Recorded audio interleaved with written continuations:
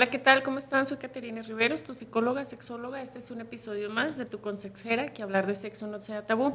Y hoy estamos con Juan Alberto Berríos, es un doctor, es cirujano de tórax y también de cirugía robótica. Él es, aparte es de Nicaragua, entonces nos lo trajimos de Nicaragua aquí a charlar de estos temas. Vamos a hablar específicamente del cáncer de pulmón, cómo nos empieza a afectar. Doctor, ¿cómo estás? Hola, Caterín, ¿cómo estás? Mucho gusto. Oye, primero, gracias por la invitación. La verdad es que para mí es un honor y un privilegio estar aquí con Hombre, ustedes. gracias La a ti. verdad es que pues es un tema poco tocado, siempre existe algún margen entre tabú, entre desconocimiento, entre afectación y la verdad es que pues la población se queda a ciegas o en oscuro de este tema y pues es algo que lo viven día a día los pacientes que tienen cáncer y en particular cáncer de pulmón, ¿no? Sí, estábamos inclusive hablando y tocando los temas de cáncer. Para empezar, el cáncer, desde que ya te dan la noticia, ¿no? Es un impacto muy fuerte emocional y aparte ya deja de ser una enfermedad como tal personal y se convierte en una enfermedad familiar. Y creo que tú lo vives un poquitico más porque lo tuyo es el cáncer de pulmón, entonces ves como el evento más catastrófico en todos tus pacientes. Claro. Bueno, primero entrar en contexto, o sea, cáncer de pulmón, uno de los primeros que más frecuentemente se plantean, es el primero más mortal para ambos grupos de hombres y mujeres. La verdad es que se subestima un poco el abordaje de este tipo de pacientes. La mortalidad es altísima y generalmente encontramos a los pacientes en etapas en las cuales están un poco más avanzadas el estadio de la enfermedad y pues la intención de curarlo eh, es poca, ¿no? O sea, obviamente el impacto psicológico y afectivo para el paciente junto con la familia es inmenso. Entonces, la verdad es que obviamente eso repercute en su vida afectiva, sexual y todo, y pues ya sabes, no sé. Entonces, pues bueno, ya nos dijiste este tema que te afecta y sí es importante. ¿Por qué? Porque aparte siempre nos va a afectar la vida sexual, cualquier tipo de enfermedad como tal, pero ahorita el tema del cáncer de pulmón, pues aparte te imaginas de que ya no voy a poder o voy a tener un respirador o voy a tener algún tipo de accesorio que me va a imposibilitar a tener una relación sexual, tanto en el hombre como en la mujer. Digo, yo he tenido muy pocos casos, sobre todo hombres que me dicen, oye, yo sí quiero tener relaciones sexuales, inclusive con esta afectación, y lo han sabido manejar, y eso también es un tema como de la buena comunicación que tengan con su pareja. Mira, hay algo muy interesante en cáncer de pulmón y en casi todos los cánceres. Obviamente el cáncer afecta todos los aspectos de la persona y de la pareja. A ver, tanto el aspecto físico, que es lo más importante primero. Físico, que tengas la capacidad de realizar el esfuerzo físico. ¿A qué me refiero? Con que no estés cansado, que no te falte el aire, que no requieras oxígeno, etc, etc, etc. Primero. Dos, segundo, el aspecto psicológico, el aspecto social y el aspecto espiritual. Y esos cuatro aspectos los compromete el cáncer de pulmón. Entonces, a mí se me hace muy interesante este tema porque si la esposa es la enferma, el esposo siempre tiene la duda o la incertidumbre. Oye, ¿podemos? Oye, Exacto. ¿cuándo? Y si yo soy el enfermo, oye, ¿puedo? ¿Tengo deseo? ¿Puedo? ¿Cómo lo puedo hacer? ¿Qué tanto mi capacidad pulmonar me Me da. permite, me da eso? Y deja tú el deseo, mi capacidad, o sea, si oxigeno poco, si oxigeno mucho, voy a poder llegar a tener una vida sexual satisfactoria y eso es muy interesante y es hablar de calidad de vida y es algo que poco se habla, la verdad. Totalmente, se habla muy, muy poco y aparte de que no se habla muy poco, se descuida, ¿no? Porque, por ejemplo, ahorita yo creo que más médicos como tú que tienen esta conciencia de que todos los aspectos o los solones de la vida de los pacientes estén completos, ¿no? Lo espiritual, lo emocional, lo familiar, lo sexual. Entonces, es una realidad. Hay pacientes que con cáncer, cualquier tipo de cáncer, inclusive con este tipo de cáncer, el cáncer netamente de pulmón, pues sí, sí hay deseo sexual. Acá lo importante es qué tanto puedo, ¿no? O sea, porque tú eres el experto y aparte tú estás como que vigilando el pulmoncito o los pulmones de cada paciente, porque tenemos 2 pulmones. Entonces, Sí. sí es importante, pues aquí, porque aparte decimos, ay, le va a dar a personas ya muy de avanzada edad o muy viejos o Mira, viejas o tocas lo que un sea. punto genial, porque hay una trilogía, ¿no? Cáncer generalmente se plantea en personas de mayor edad y personas que están con algunas enfermedades comórbidas, ¿no? Y entonces esa triada o esa trilogía hace o condiciona de que pues su deseo y su capacidad se reduzcan, ¿no? Entonces como que es una mala combinación. Pero aparte de eso es nuestro trabajo, ¿no? O sea, nosotros hacemos un abordaje multidisciplinario que involucramos rehabilitador, nutrición, psicólogo, tanatólogo, y que la evolución clínica sea suficiente como para que si le vas a ofrecer una estrategia terapéutica al paciente, su calidad de vida no se repercuta tanto, ¿no? Entonces su capacidad pulmonar y funcional sea satisfactoria, ¿no? O sea, sí sabes, y además ahora con las técnicas actuales, tanto con la cirugía robótica como la mínima invasión, que es lo que realizamos o ofrecemos, pues la recuperación es muy rápida, ¿no? Es muy rápida y también el continuar con su estilo de vida de forma regular es muy rápido, que es importante y es la parte que tú colaboras y es básico, pues tanto el apoyo y el soporte afectivo emocional que la persona puede tener y la confianza que obviamente se ve comprometida en este tema, ¿no? Entonces eso es importantísimo, o sea, porque una cosa es que funcionalmente, que es lo que nosotros nos encargamos, el paciente pues, vaya bien, ¿no? Que no tenga tanta falta de aire, que se recupere a relativamente corto plazo. Pero de ahí, de pasar de ese escenario funcional a pasar de ese escenario afectivo, emocional, psicológico, que sea óptimo, es otro tema, ¿no? Entonces, Sí, yo y creo que aparte ahí tienes mucho y que es un comentarnos, ¿no? camino como tipo peregrinar con los pacientes, ¿no? Porque aparte el paciente le da muchísima pena hablar del tema de la sexualidad, de doctor, ¿será que puedo retomar o no retomar las relaciones sexuales? Aparte también siento que les da mucha pena decir que les da deseo sexual. Y finalmente partamos de lo básico, Alberto.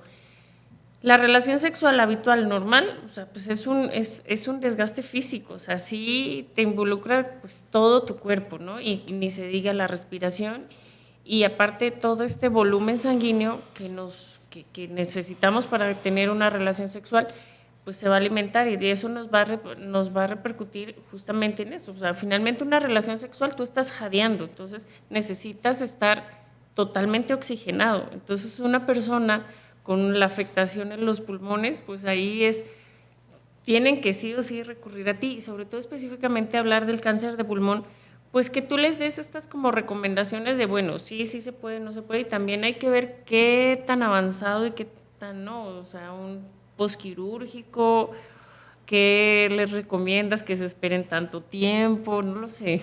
Tú sabes de que eso depende de cada paciente, ¿no? Por eso se hace una evaluación funcional del paciente y cuando es cáncer y tienes que quitar parte de pulmón y ver la capacidad pulmonar del paciente, tú defines cuánto puedes quitar que sea seguro y que el paciente no se afecte significativamente su calidad de vida y cuánto no. Obviamente, cuando quitas más de lo que funcionalmente el paciente puede tolerar, se contraindica el procedimiento. Entonces, generalmente los pacientes terminan funcionalmente bien, solo que necesitan un pequeño periodo de rehabilitación y recuperación.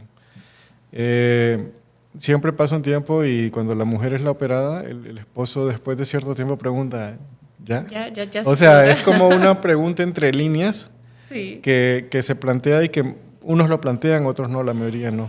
A ver, ¿cómo va la estrategia? ¿O cómo va la secuencia de un paciente que se opera de cáncer de pulmón?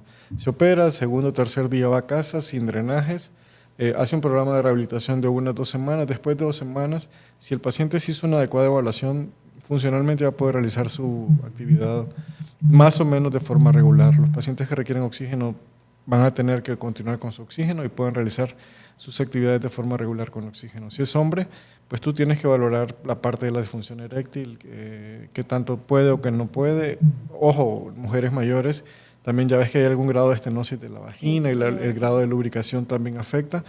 Pero en general, si se hizo una buena secuencia, yo creo que 2 semanas es un buen tiempo y con un programa de rehabilitación adecuado es un buen tiempo para que funcionalmente el paciente ya pueda hacer actividades físicas aeróbicas de forma regular. Ojo, una recomendación es la posición, o sea, porque si te vas a poner en una posición extravagante en la cual tú tienes toda la carga de energía, pues está rudo, ¿no? O sea, tal vez una posición más pasiva que te colabore tu pareja. Que te colabore tu pareja, claro. Creo que es la mejor estrategia, ¿no? O sea, de inicio, ¿no? Que te recuperas satisfactoriamente, ¿no? O sea. Alberto, te voy a hacer una pregunta así muy puntual y aparte yo creo que todos tus pacientes, y si son hombres puntuales, es como la crucial, ¿no? Porque se va, o sea, lo dijiste ahorita, ¿no? El hombre empieza a verse con las afectaciones de la disfunción eréctil, o sea, sus erecciones ya no son tan firmes o son débiles, ¿no? Entonces, pues se vienen a ver con la necesidad de estar ayudándose con algunos ayudadores o medicamentos para fortalecer las erecciones, que también estos medicamentos alcanzan a repercutir un poquito en el pulmón. ¿Qué tan recomendado es? Mira, la mayoría de los fármacos se emplean tanto para la erección, pero también en algún punto hay estudios que se emplean también para la vasodilatación pulmonar. Salvo en pacientes que tienen alguna patología como asma y así, puede ser de que tenga algún tipo de afectación, pero en general se utilizan para la vasodilatación pulmonar en pacientes que tienen algún grado de constricción de las arterias del pulmón. Entonces no hay tanta contraindicación porque hasta cierto punto les ayuda mejor, un poquito, tantito a la oxigenación. De una u otra manera no hay tanta repercusión, tanto pulmonar, como si usan algún tipo de estos medicamentos, ¿no?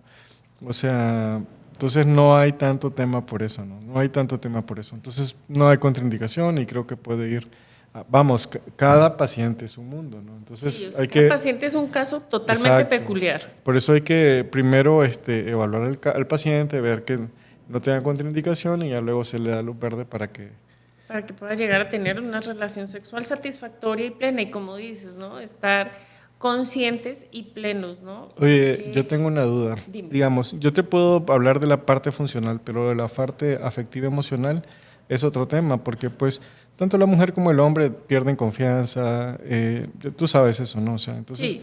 Retomar esa dinámica de pareja, a mí se me hace de que, a ver, el deseo te gana, pero pues la calidad de la relación y pues como que se resiente, ¿no? O sea, no sé tú qué nos comentas, si hay un proceso poco a poco de duelo y de recuperación de esa parte de la pasión y de la buena calidad en la relación sexual y eso después de un tema, ¿no? Sí, mira, finalmente nosotros conforme nosotros vamos creciendo en nuestras etapas de la vida, así va nuestra vida sexual. Se puede decir que tenemos unas etapas en nuestra vida sexual y asimismo cuando hay alguna afectación, sobre todo con alguna enfermedad en particular, y en este caso, pues el cáncer, hay algunos tipos de cáncer que según es el tratamiento, aumentan la libido, algunos tipos de cáncer, pero hay otros tipos de cáncer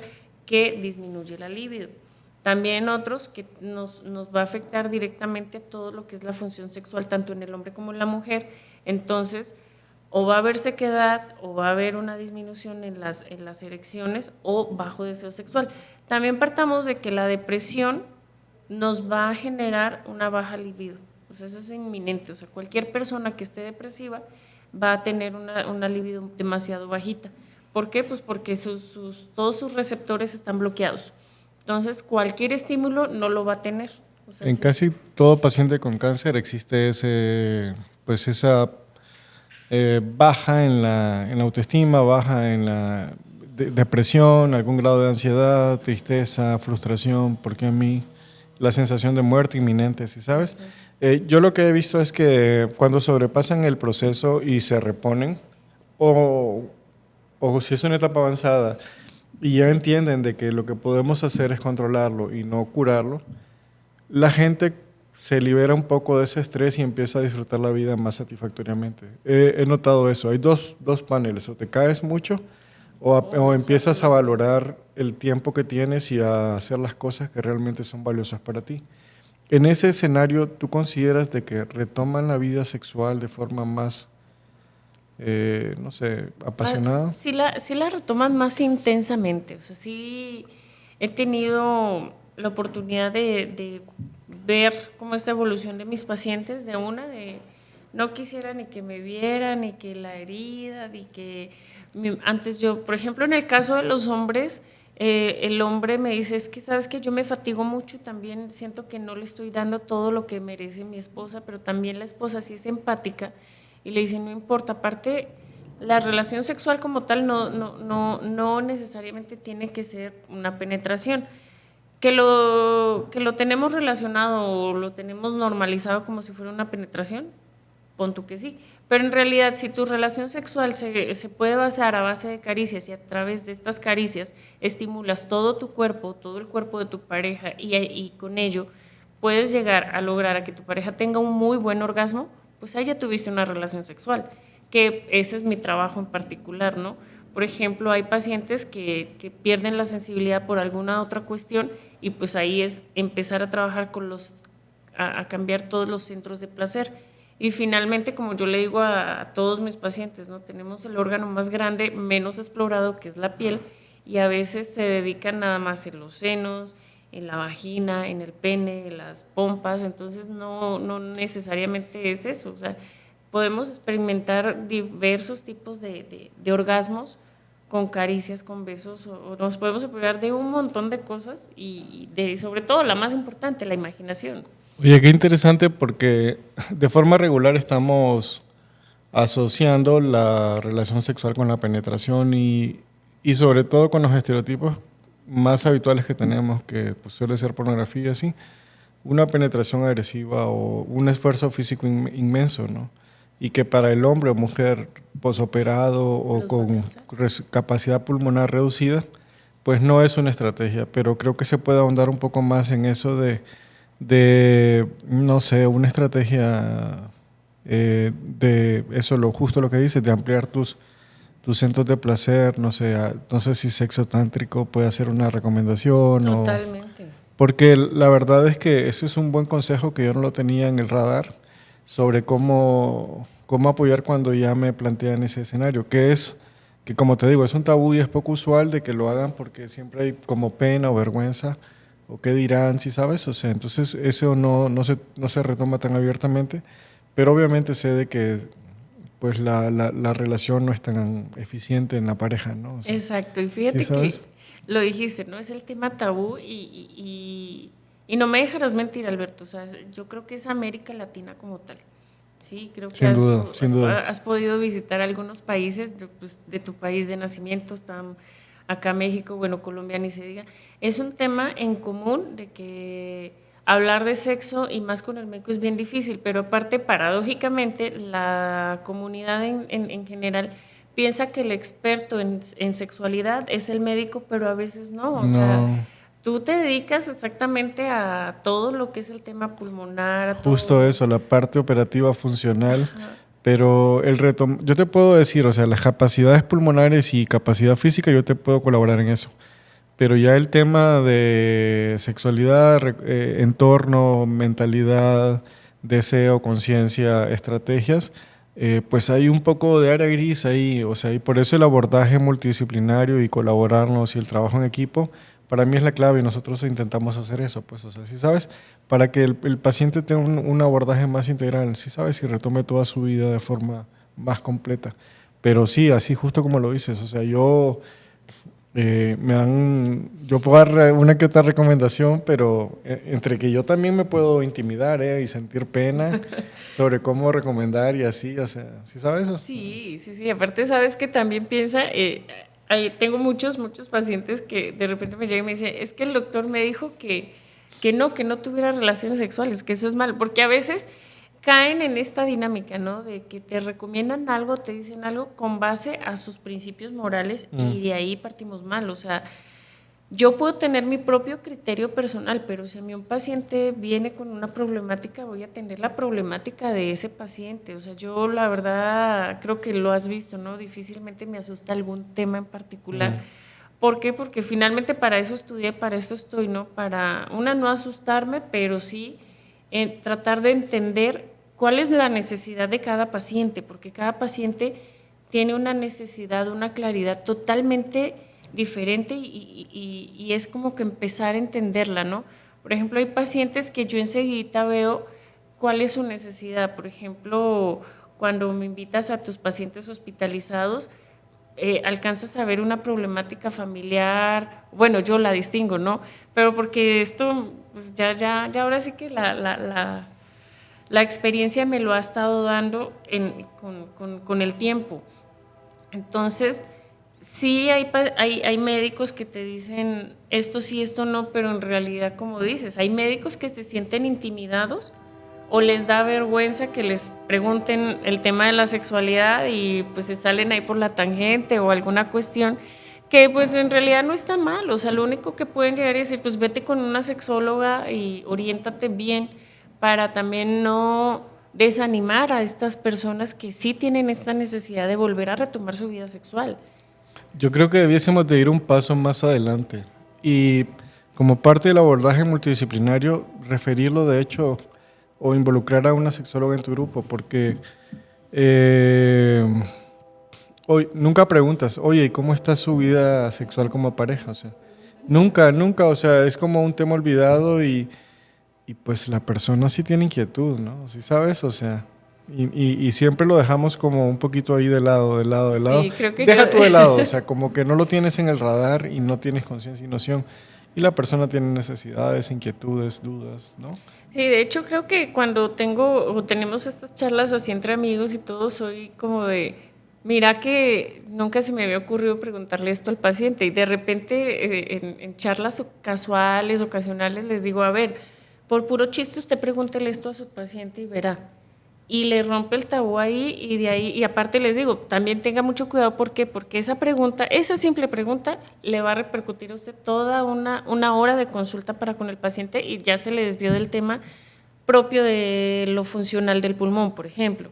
Claro. Entonces sí es como ser muy puntuales ahí. Oye, también comentaste algo de que yo puedo hacer recomendaciones en base a mi escala moral y en base a mi escala teológica y que tal vez no es la misma que el paciente y tal vez es que yo o los médicos en general podemos no enfocarnos en las necesidades del paciente. Y creo que eso es básico. Y obviamente yo lo veo desde el punto de vista funcional y desde el punto de vista de resolverle el diagnóstico que tiene, pero esta parte de las necesidades, de lo que el paciente realmente necesita, eso está interesante, porque no lo hacemos de forma regular. No, la verdad es que no todos los médicos, Alberto, la verdad es que no, porque el médico se entrena como tal con base a su especialidad, ¿no? O sea, se dedica, o sea, 100%, por ejemplo, su merced llega y es, no, pues el pulmón, esto, lo uno, lo otro, y es un experto en ello. Pero, por ejemplo, le digo, a ver, vaya, pregúntele esta cuestión, ¿no? O le tiene que preguntar, o el paciente le dice, oiga, doctor, pero es que yo tuve sexo o tuve tal posición sexual con mi pareja y entonces ahí ya el doctor empieza como, ajá, y a mí pues como, ¿por qué me dice esto? ¿No? O sea, a mí qué me importa.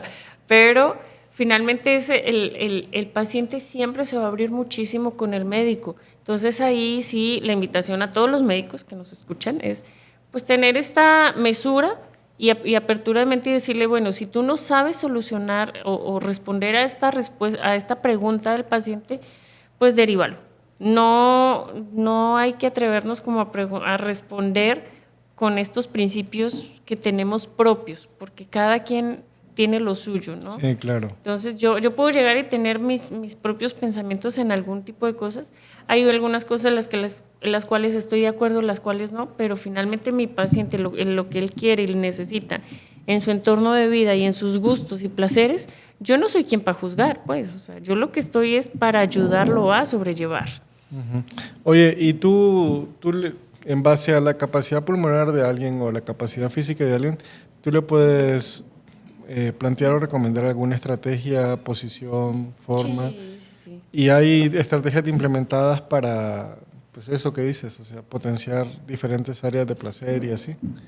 Sí, hay muchísimos ejercicios y muchos juegos de mente también para poder llevar a cabo todo esto, sobre todo cuando son los cambios de placer, los cambios de los centros de placer, son muy difíciles porque estamos muy arraigados, o sea, es como los comportamientos mal aprendidos, el que camina chuequito, con el pie chuequito, que le tienes que poner la plantilla y esta cuestión, así es, porque y aparte es muy difícil porque es reeducar a la mente. Claro.